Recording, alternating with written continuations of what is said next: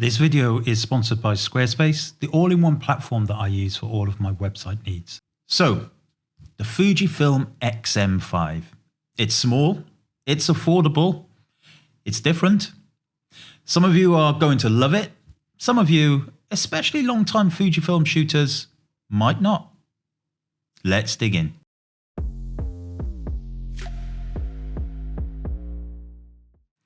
As usual, I won't go into a deep dive of the specifications, etc. You can read all about that on the Fujifilm site or on other channels.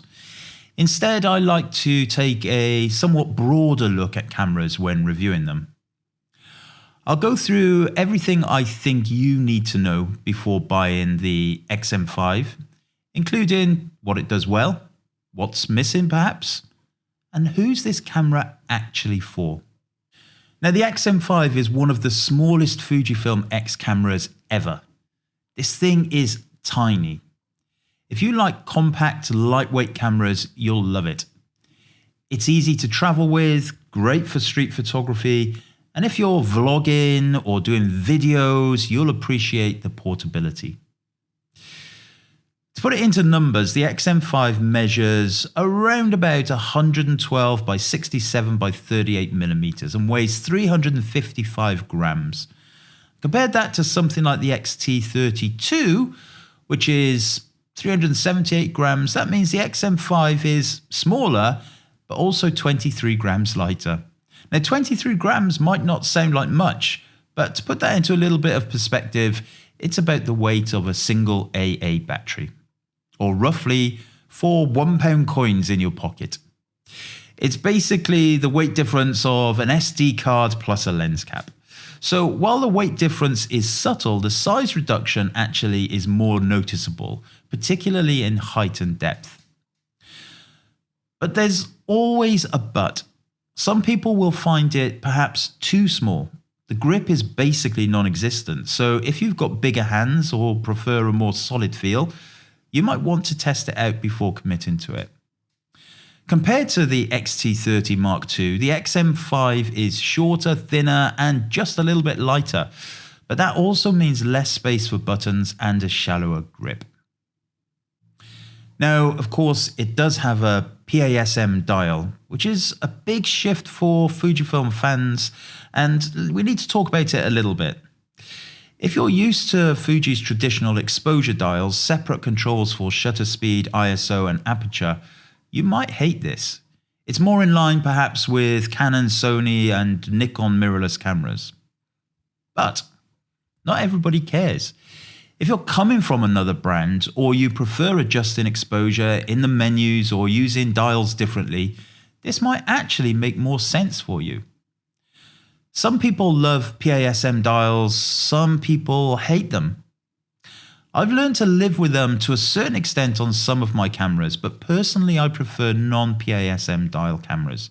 However, you have to bear in mind that this decision leads to the camera being smaller and lighter, which might make it the ideal travel or personal camera in the Fujifilm range today.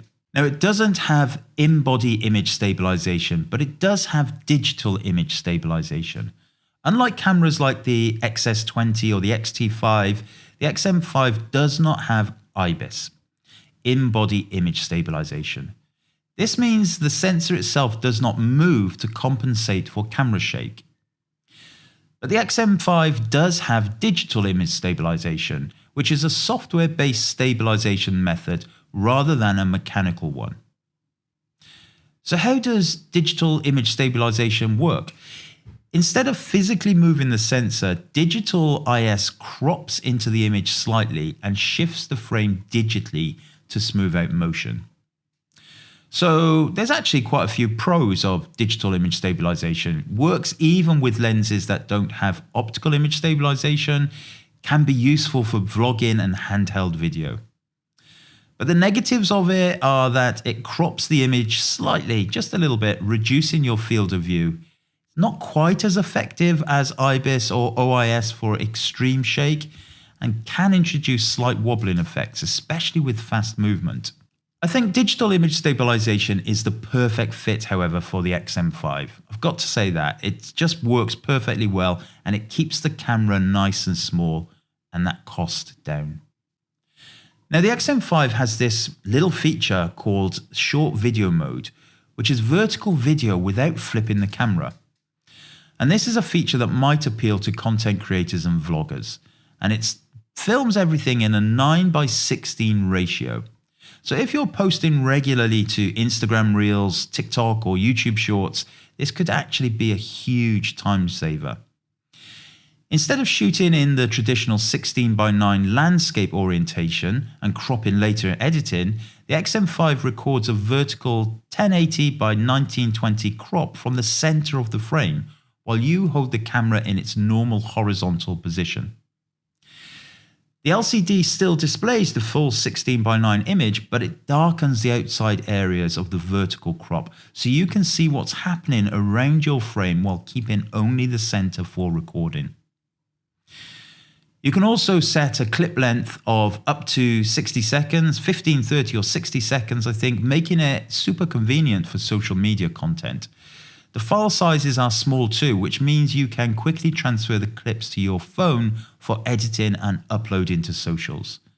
If you're a vlogger, the X-M5 is going to be a no-brainer in the Fujifilm ecosystem. Now, the X-M5 does not have an electronic viewfinder. There's no built-in EVF. That means you're using the LCD screen 100% of the time, which is fine for most people, but for those who prefer composing their images through a viewfinder, this might feel a little bit frustrating at first. For vloggers and casual shooters though, no problem at all. But for photographers who like shooting in bright daylight or need that extra level of control, this could be a little bit of a drawback. And the X-M5 has this nifty little film simulation dial. Some people think it's a bit of a gimmick, but actually I don't think it is.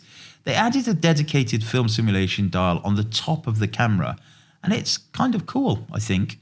Yeah, it lets you switch quickly between film looks, but not all of Fujifilm's film simulations are actually on the dial. You'll still have to go into the menus to access some of them. And by the way, I have an entire section on my website, which I'll link to below, which is dedicated to custom Fujifilm JPEG recipes that I have designed and that I use.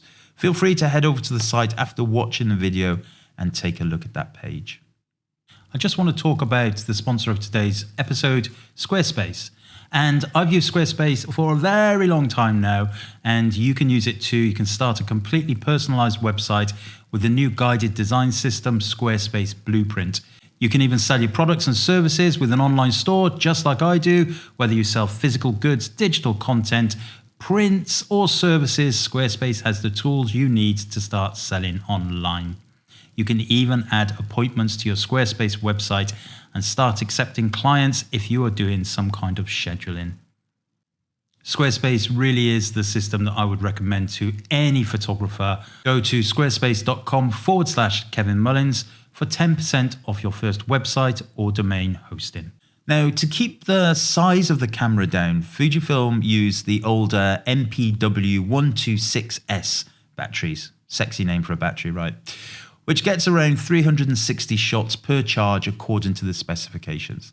Now that's not terrible, but it's not amazing either. If you're planning to shoot all day, budget for extra batteries. You might need them, especially if you want to vlog or record a lot of video throughout the day. Batteries are cheap and you'll need them for sure. The Fujifilm X-M5 only has one SD card slot, and it only supports UHS 1 cards, which means slightly slower write speeds. Again, not a deal breaker at all, but I would strongly advise not using this as your only camera on commercial shoots. In my opinion, you absolutely must have dual card slots when you are doing anything for a paying client. So think about the X-T5 in that case. In all honesty though, while some wedding photographers might use the X-M5 as a backup camera, the target audience for this lovely little camera is going to be the amateur and hobbyist photographer, so it's really not a problem. There's no pop-up flash or built-in flash like we have seen in some of the older, smaller Fujifilm cameras like the X-F10.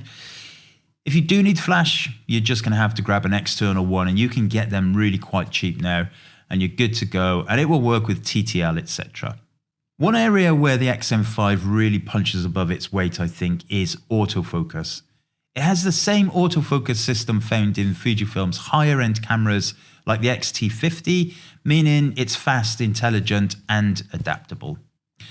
Just like all the other cameras, you can choose anything from single AF point for precise focus to a wide area mode that lets the camera pick the subject. Continuous AF has a tracking mode, which means once you half press the shutter, it'll lock onto a subject and follow it. You can use the joystick or the touchscreen to select your focus point, which is great if you like a hands-on approach. The X-M5 has the AI-powered autofocus, which means it can recognize humans, animals, birds, cars, motorcycles, planes, and trains. Basically, if it moves, there's a good chance the camera knows what it is. But something I find slightly annoying through all my Fujifilm cameras with subject detection is that human detection is a separate menu setting rather than just being part of the subject detection list. So switching between face and eye autofocus and other subjects takes an extra step. Not a deal breaker, but a little bit fiddly. And in practice, it works really well, and it isn't overly aggressive. If you've got face detection on, the camera won't force itself onto a face if you're clearly focusing on something else, which is nice. When I tested the single point autofocus with a moving subject, it did a solid job, though a few frames here and there were slightly soft. But switch to face detection and it locks on impressively well.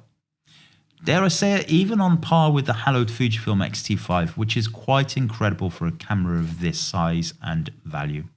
At around £800, $800 US, this camera is an incredible value in my opinion. If you're looking for a lightweight, travel-friendly Fujifilm camera, this might be the one for you. I actually first saw the X-M5 before Christmas when somebody brought it to one of my street photography workshops. He loved it and I really liked it too. It's quirky, but it certainly has a place, especially as an everyday carry camera. And I imagine this will be one that vloggers and content creators will be really attracted to, given its price point. I think once again, Fujifilm have got to be congratulated on giving pretty much everybody an option in their ranges now. When the rumors of the X-M5 first came, I only saw negativity actually, but that was from people who are perhaps used to using things like the X-T5. The Fujifilm X-M5 certainly has a place in the market, and my understanding is that it's selling very well. Now, for me personally, I probably don't need this camera. I rarely vlog, and I have pretty much all my needs covered in other cameras that I have. However, I am tempted by it, and my daughter, who is doing a little more traveling now, she's definitely going to love this kind of camera. If you've got any questions, drop them in the comments below. If you found this useful, give it a like and a subscribe. Thanks again to Squarespace for sponsoring this video, and I'll see you next time.